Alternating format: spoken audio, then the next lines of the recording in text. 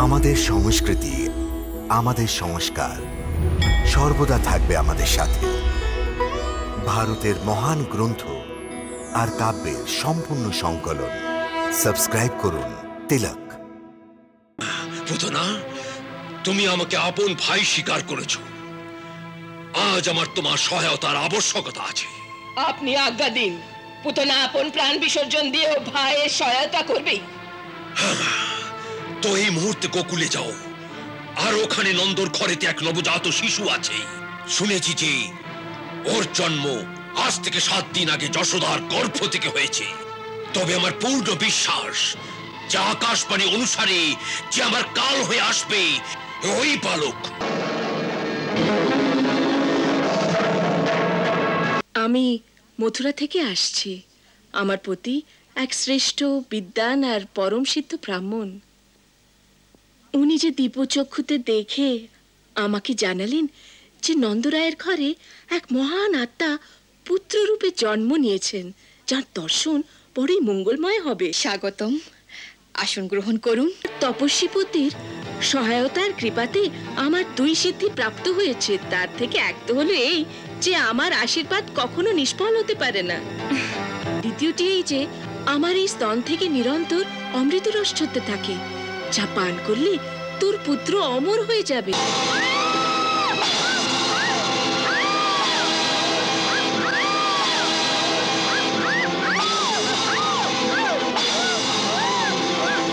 জানু, তুমি একটা ব্যাপার লক্ষ্য করেছো? কি ব্যাপার মহারাজ? নন্দর ঘরে যে পুত্র সে রাত্রে হয়েছিল, যে রাতে কারাগারে দেবকীর গর্ভে এক কন্যা জন্ম নিয়েছিল, সেই রাত মহত্বপূর্ণ ছিল। যে নন্দর ঘরে সন্তান হবার কোনো আশাই ছিল না, সেই রাতেই ওই নন্দর ঘরে এক পুত্রের জন্ম হয়। আর সেই রাতেই দেবকীর কোলে যে কন্যা জন্ম নিয়েছিল সে মানবী ছিল না। হাত থেকে ছাড়া পেতেই সে নিজের আসল রূপ ধারণ করেছিল। আর সেও এই বলল, তোর মৃত্যুদাতা পৃথিবীতে অবতীর্ণ হয়েছে। জানুর, আমার পূর্ণ বিশ্বাস এই সেই বালক যে দেবকীর অষ্টম গর্ভ থেকে জন্মেছে। কারাগার থেকে বেরিয়ে কি প্রকারে ওখানে পৌঁছলো, কে ষড়যন্ত্র করেছে, এর খবর জানতে হবে জানুর। এখন এই ব্যাপারে খবর জানা অসম্ভব মহারাজ। কেন? কেননা সেই রাতে বন্দিগৃহে যত প্রহরী ছিল, যারা ষড়যন্ত্র করতে পারত, ওদের সবাইকে আপনারই আজ্ঞায় হাতির পায়ের তলায় মেরে ফেলা হয়েছে। এখন সেই রাতের কাহিনী শোনাবার মতো কেউ জীবিত নেই। তারা জীবিত নেই বটেই, কিন্তু ওই বালক যে আমার কাল জীবিত রয়ে গেছে। জানুর, এখন আর কোনো বালকের উপর ধ্যান দিও না। এই যাকে লোকে নন্দের পুত্র মনে করে, এ হলো সেই যার প্রতীক্ষায় ছিলাম। আর এই ব্যাপারে আমার পূর্ণ বিশ্বাস। মহারাজ, যদি এই সত্য হয় এ দেবকীর অষ্টম সন্তান, তো আবার চিন্তা কিসের? এখন ওই একলা বালককে নিঃশেষ করা কোনো ব্যাপারই নয়। আপনি আমাদের যাকে ইচ্ছে আজ্ঞা দিন, সেই এই কাজ করবে। না জানুন না, তোমাদের মধ্যে কেউ ওখানে যাও তো গোকুল নিবাসীদের শঙ্কিত করে দেবে হয়তো। আমার বিচারে তো এই সময় কেবল একজনই আছে যার দ্বারা এই কার্য সহজেই হতে পারে। কে? পুতনা। পুতনা? হ্যাঁ, পুতনা। বকাসুরের ভগ্নী পুতনা। মহর্ষি দুর্বাসার কৃপাতে সে খুবই মায়াবী বিদ্যা জানে, আর ইচ্ছাধারীও। আকাশ পথেও সে যেতে পারে, মনোবাঞ্ছিত যে কোনো রূপ ধারণ করতে পারে। গোকুলে ওকে কেউ চিনতে পারে না।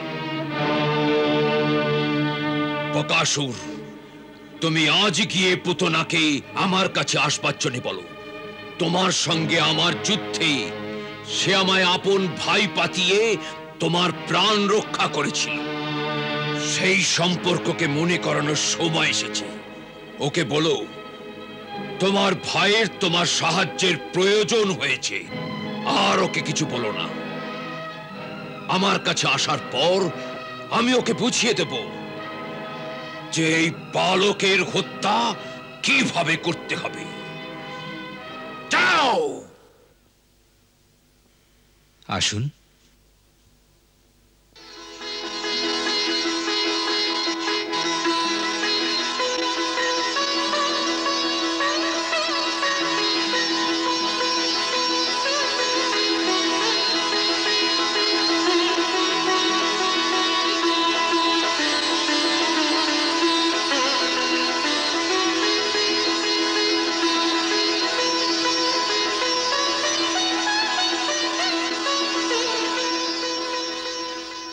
প্রণাম। আপনি বয়সে আমার চেয়ে ছোট, কিন্তু বৃষ্ণি বংশের মহারাজ সুরসেনের পুত্রবধূ আর আমাদের রাজকুমার বসুদেবের পত্নী।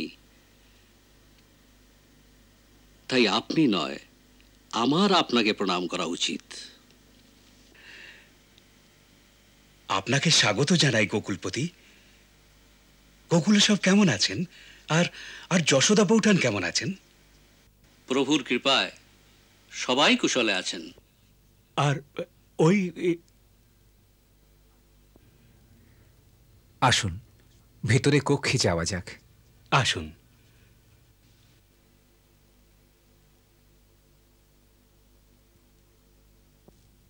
আসন গ্রহণ করুন।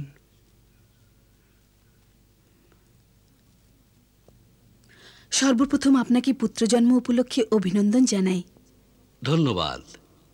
এসব তো দেবী মাতার কৃপা আর গুরু সান্ডিল্যর আশীর্বাদের ফল। আপনাদেরও কারাগার থেকে মুক্ত হওয়ার অভিনন্দন জানাই। রোহিণী বৌঠান আপনাকে প্রণাম জানিয়েছেন,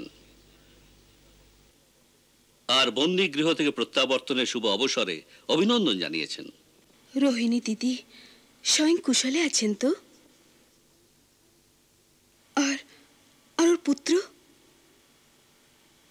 ওনার পুত্র? হ্যাঁ, ওনার পুত্র। কেমন আছে ও? ওই বালকের বিষয়ে আমি আপনাকে এক গূঢ় রহস্য জানাতে ইচ্ছুক। বাস্তবে সে রহস্য দেবকী বৌঠান জানেন।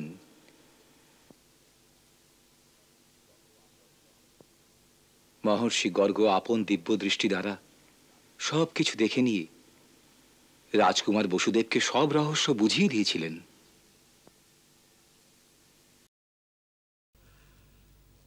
ওহ, কি দিব্য অলৌকিক ঘটনা!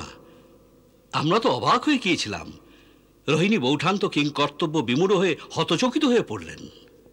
গুরুদেব সান্ডিল্য সমস্ত জটিলতার সমাধান করে তাকে শান্ত করেছেন, তবেই তো তার মনে শান্তি এলো। বৌঠান আসার সময় আমাকে আপনার জন্য এক বার্তা দিয়েছেন। কি তা? উনি বলেছেন, দেবকী, আমি তো কেবল তোমার পুত্রের পালন করেছি, বাস্তবেও তোমারই পুত্র।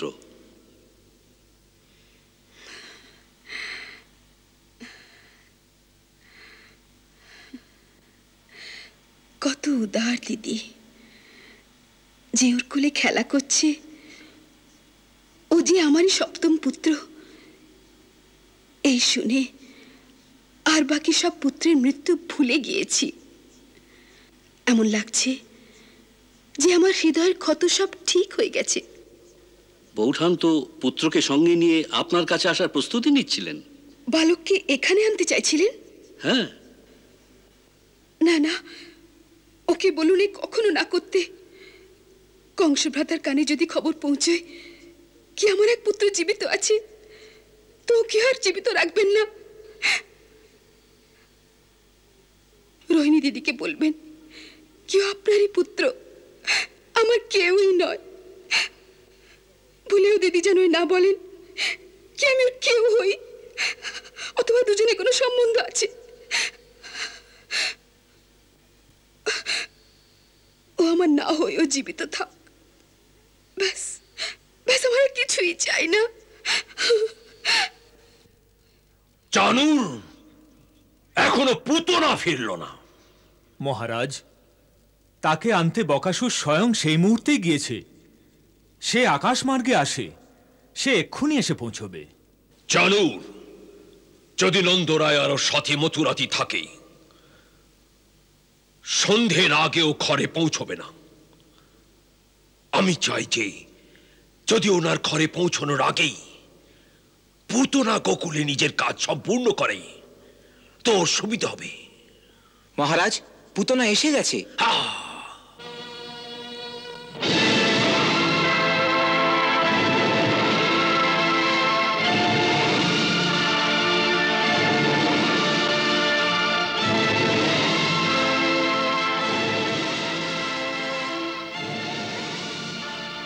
মথুরা নরেশের জয় হোক। কি আজ্ঞা করেন মহারাজ? পুতনা,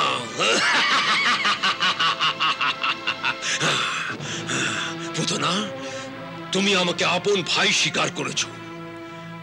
আজ আমার তোমার সহায়তার আবশ্যকতা আছে। আপনি আজ্ঞা দিন, পুতনা আপন প্রাণ বিসর্জন দিয়েও ভাইয়ের সহায়তা করবে। তো এই মুহূর্তে গোকুলে যাও, আর ওখানে নন্দর ঘরেতে এক নবজাত শিশু আছে। শুনেছি যে ওর জন্ম আজ থেকে 7 দিন আগে যশোদার গর্ভ থেকে হয়েছে। তবে আমার পূর্ণ বিশ্বাস যে আকাশবাণী অনুসারে যে আমার কাল হয়ে আসবে ওই বালক।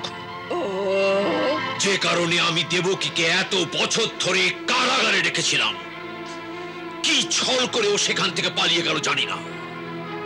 এবার তোমাকে ওকে হত্যা করে এই চিন্তার অবসান করতে হবে।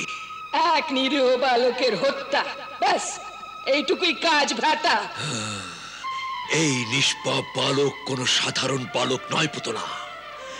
যদি আমার অনুমান সত্য হয় তো এর স্বয়ং বিষ্ণুই,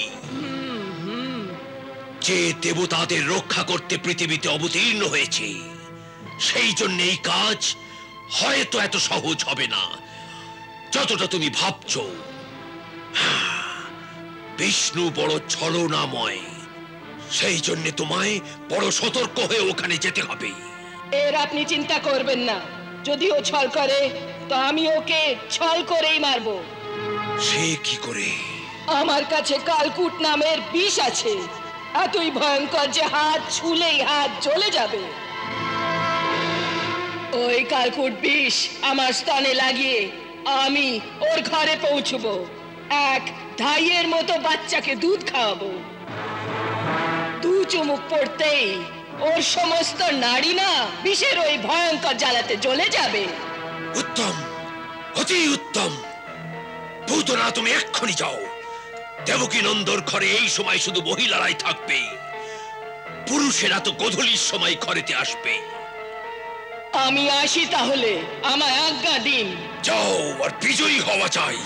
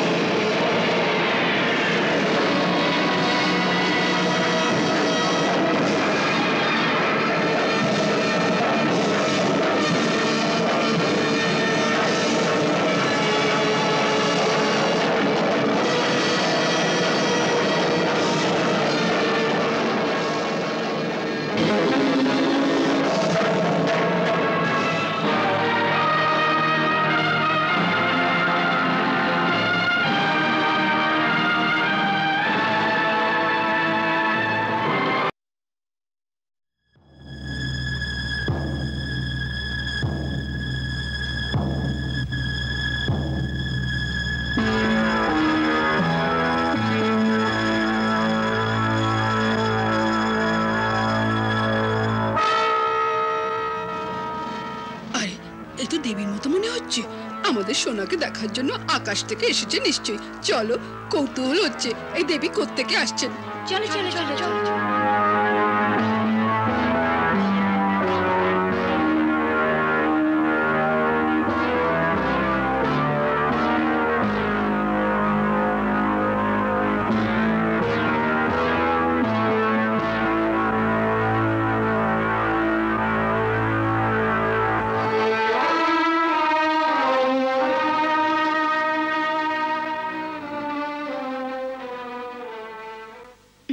দেবী, আপনি কে?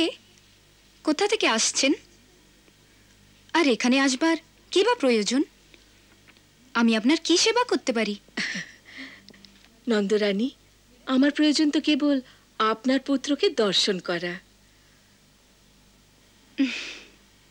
আমি মথুরা থেকে আসছি। আমার পতি এক শ্রেষ্ঠ বিদ্বান আর পরম সিদ্ধ ব্রাহ্মণ। উনি যে দিব্যচক্ষুতে দেখে আমাকে জানালেন যে নন্দরায়ের ঘরে এক মহান আত্মা পুত্ররূপে জন্ম নিয়েছেন, যার দর্শন বড়ই মঙ্গলময় হবে। এই জন্যই আমি তোর কাছে এসেছি বোন।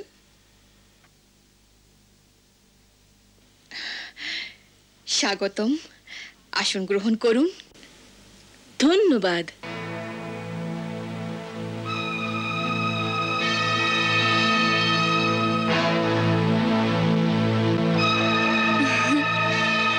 ব্রাহ্মণ পত্নী আমি, তাই উপহার দিতে পারি না, কিন্তু তোর বালককে আশীর্বাদ অবশ্যই দিতে পারি। আমার তপস্বী পতির সহায়তার কৃপাতে আমার 2 সিদ্ধি প্রাপ্ত হয়েছে। তার থেকে এক তো হলো এই যে আমার আশীর্বাদ কখনো নিষ্ফল হতে পারে না। দে, একে আমার কোলে দে, আমি একে দীর্ঘায়ু হবার বরদান দিয়ে দিচ্ছি।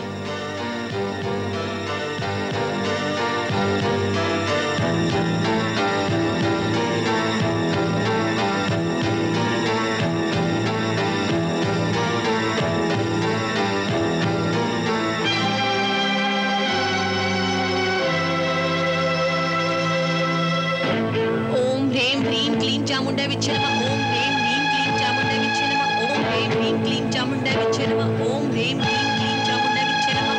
ओम ह्रीं क्लीं क्लीं चामुंडा विच्छे नमः। ओम ह्रीं क्लीं क्लीं चामुंडा विच्छे नमः। ओम ह्रीं क्लीं चामुंडा विच्छे नमः। ओम ह्रीं क्लीं चामुंडा विच्छे नमः।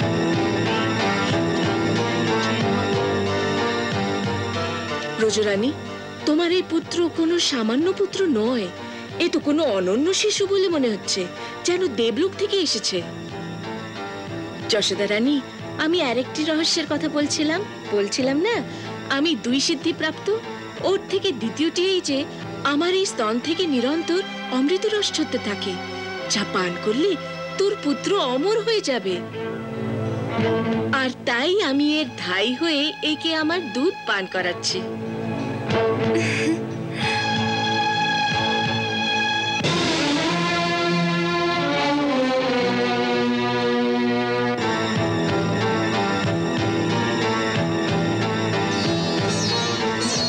প্রভুকে শিশু ভাবি করালেন বিষময় দুগ্ধ পান চলে নিলেন প্রভু দানবী পুতনার প্রাণ।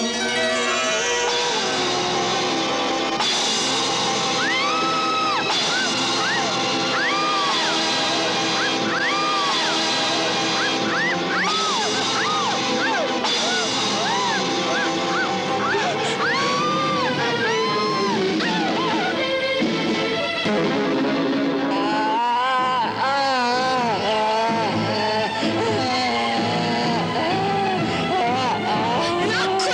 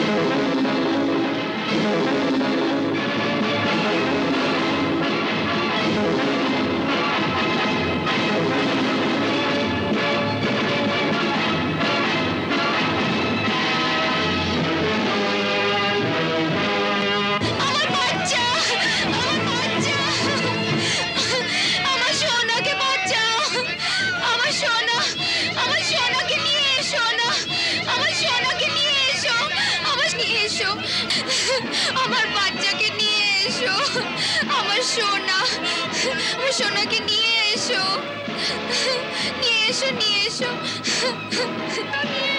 আমার বাচ্চা, আমার সোনা, আমার সোনা,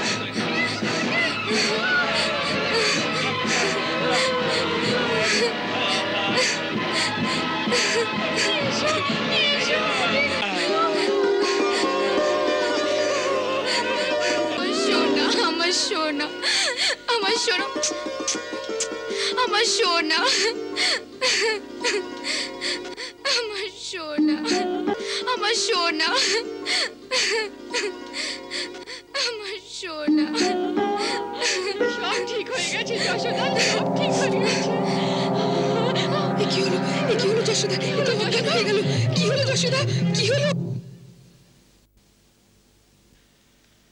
যশোদা, যশোদা, ওঠো মা, দেখো তোমার পুত্র তোমায় ডাকছে, ওঠো। দেখো তোমার পুত্র তোমাকে ডাকছে। যশোদা, দেখো তোমার সোনা ডাকছে। ওঠো যশোদা।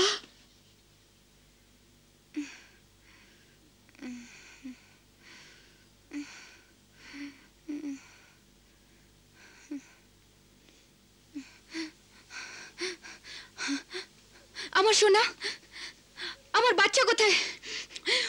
ওই রাক্ষসী আমার সোনাকে নিয়ে গেছে।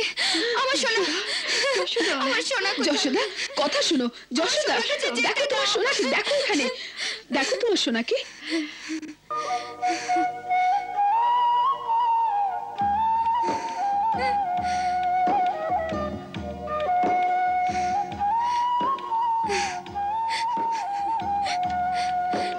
মানিক আমার, আমার সোনা,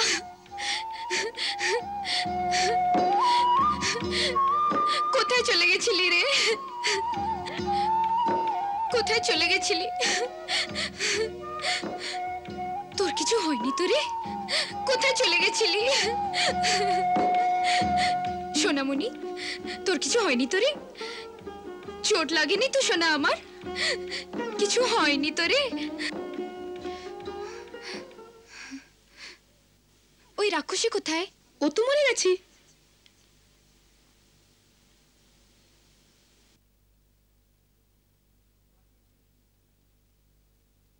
কাকি এই যে গ্রামে এসে যা শুনলাম তা কি সব সত্যি? একেবারেই সত্যি। সর্বপ্রথম তোমার পুত্রের হাত দিয়ে দান ধর্ম করো। নন্দমশাই, একটা অশুভ গ্রহ কেটে গেছে। আপনি গুরু শাণ্ডিল্যকে বলে বড় পুজোর আয়োজন করুন। এমন এক ভয়ঙ্কর রাক্ষসীর হাতে বাঁচা এক অলৌকিক ঘটনা। অবশ্যই এ গুরুদেবের আশীর্বাদ। বাছা ঠিক আছে তো? হ্যাঁ নন্দমশাই, সম্পূর্ণ সুস্থ আছে, সুরক্ষিতও আছে। মনে হচ্ছে ক্লান্ত হয়ে পড়েছে, এক্ষুনি নিদ্রা যাবে।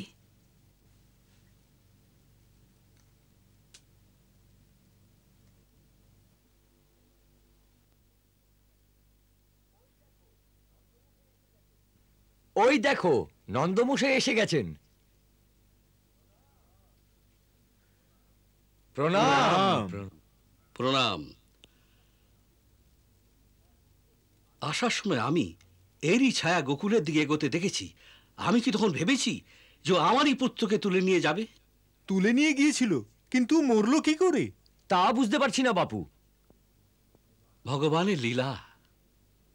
হয়তো আকাশ পথে হৃৎপিণ্ডের গতি বন্ধ হয়েছিল, একমাত্র এই হতে পারে। কিন্তু এই যে অলৌকিক। সবচেয়ে বড় আশ্চর্যের কথা এই হলো যে বাছার গায়ে এতটুকু আঁচড় পর্যন্ত লাগেনি। আমরা যখন এখানে এসে পড়ি তখন সে মৃতদেহের উপর হাসি মুখে খেলছে। নন্দমশাই, এই বিশাল মৃতদেহের কি ব্যবস্থা করা উচিত? এটার অগ্নিদাহ তো করাই চাই, অন্যথা শরীরের দুর্গন্ধে সারা বাতাবরণ দূষিত হয়ে যাবে। কিন্তু এত বড় চিতা কে তৈরি করবে? আমার বিচারে 20-25টা চিতা বানিয়ে এর শরীরকে টুকরো টুকরো করে ওতে ফেলে দেওয়া যাক। সেটাই ঠিক হবে।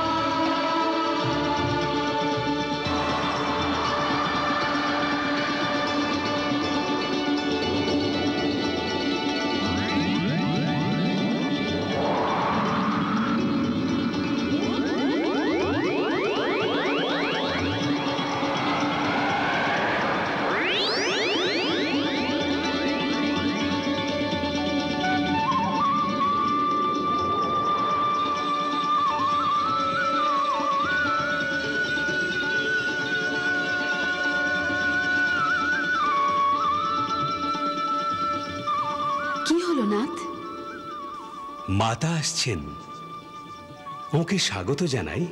মাতা? হ্যাঁ, পুতনা মাতা।